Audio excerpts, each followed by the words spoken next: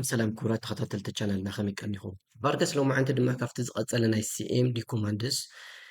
بزعبة ديسكس اند سيستم يوتيليتي ان سي ام دي ان هنري اذا الشانل اذا حدش تسوى تاليهم بليز سبسكرايب بنقر اذا الشانل اذا عبي لا بكلنا زخون استواصو نكبر اذا فيديو اذا نحر تمجكم دما لايك نشير بمقبر ناخلط سوات ونخبات صح نحجز سلازنا بتمرت لخن اتخلنا ديسك اند سيستم يوتيليتي ان سي ام دي زبل سي ام دي بمتقام ዲስክና ወይ ከዓ ኮምፒተርና ሜንቴናንስ ምክያድ ትረብልሽት ምግባር ኤንድ ሪፔሪንግ ዊንዶውስ ዊንዶው ባዕሉ ሪፔር ምግባር ይከኣል እዩ ስለዚ ኣብዚ ክንሪኦ ዘለና ሕዚ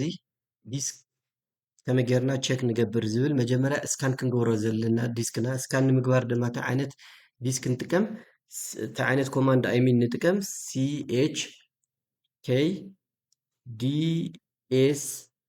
ኬይ እዚ ማለት እንታይ ማለት እዩ ቼክ ዲስክ ማለት እዩ ቼክ ዲስክ እዚ ኢንተር ክንብሎ ከለና ሕዚ እቲ ዲስክና ዘሎ ነንሕድሕዱ እንታይ ዓይነት ፎርማት ከም ዝኾነ እንታይ ከም ዝሓዘ ፕሮግረሱ ሕድሕዱ ፋይል ኣብኡ ዘሎ ነንሕድሕዱ የርእየና ማለት እዩ ስለዚ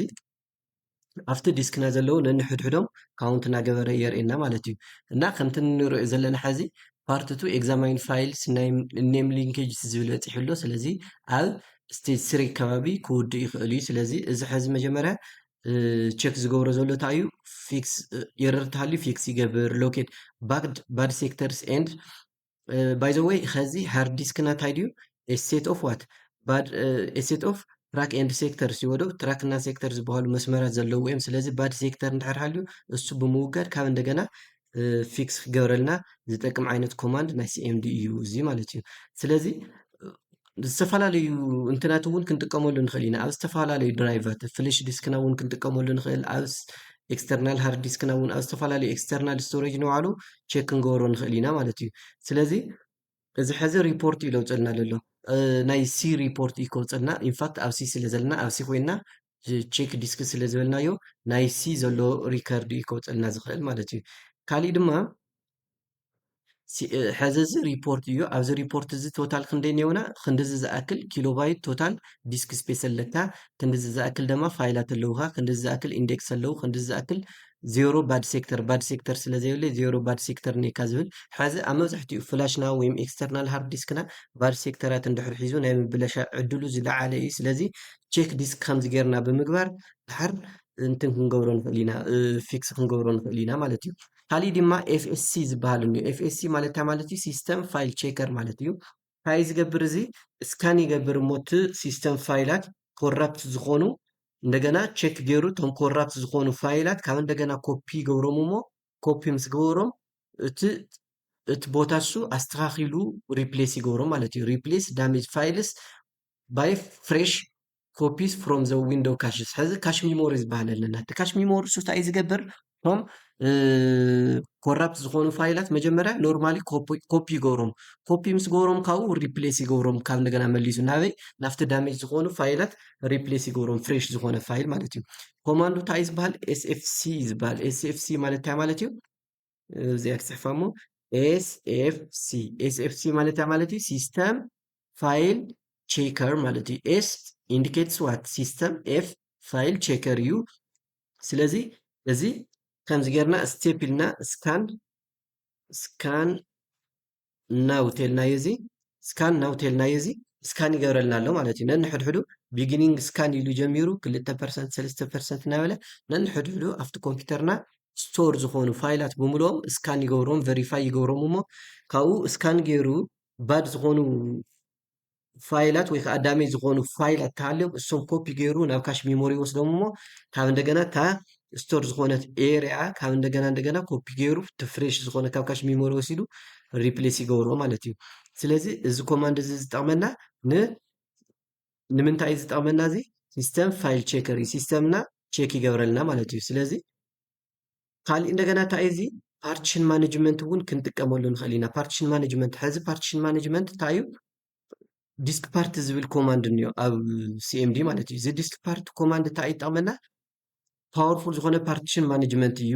ክሪኤት ክንገብረሉ ንኽእል ዲሊት ክንገብር ንኽእል ፓርቲሽን ወይ ከዓ ፎርማት ክንገብር ንኽእል ፓርቲሽን ዳይሬክትሊ ኣብዚ ኮይና ማለት እዩ ምክንያቱም ግን ኣብዚ ክንጥቀቆ ዘለና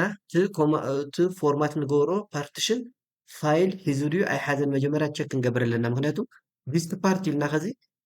ኢንተር እንድሕር ኢልናዮ እዚ ይወድእ እሞ እዚ ቨሪፊኬሽን ከዓ ዝውድእ እዚ ዲስክ ፓርት ኢልና ኢንተር እንድሕር ኢልናዮ ናይቲ እንትን ወዲያው እንትን ክገብሮ ይኽእል እዩ ማለት እዩ ፓርቲሽን ወዲያው ከጥፍኦ ይኽእል እዩ ዲስክ ፓርት ሊስት ዲስክ ተልናዮ ሾው እዩ ዝገብረልና ኦል ዲስክታት ካሊእ እንደገና ሰሌክት ዲስክ ዜሮ አይዲ እውን ይዎም እዩ ነቶም ፓርቲሽናት ስለዚ ቶ አይዲ ፅሒፍና ሰሌክት ተጌርናዮ እንደገና እሱ የርእየና ማለት እዩ ስለዚ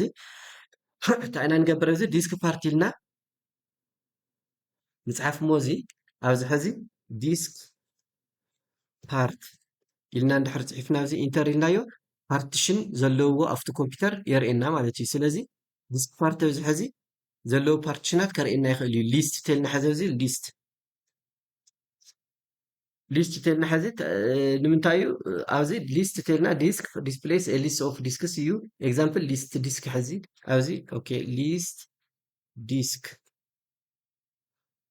ዲስክ ተልና ሕዚ ሓንቲ ፓርቲሽን እያ ዘለትኒ እታ ፓርቲሽን ንሳ እውን እንታይ እያ ዲስክ ዜሮ እያ ትብል 476 ጂቢ ዘለዋ ኮምፒውተር እያ ክልተ ተሃልዮም ከዓ ከምዚ ናይ ባዕሉ ዝኾነ አይዲ ኣብዚ ሂቦም እሞ ኣብዚ ስታተስ እንደገና ኦንላይን ዘሎ ሚድያ ተኮይኑ ምናምን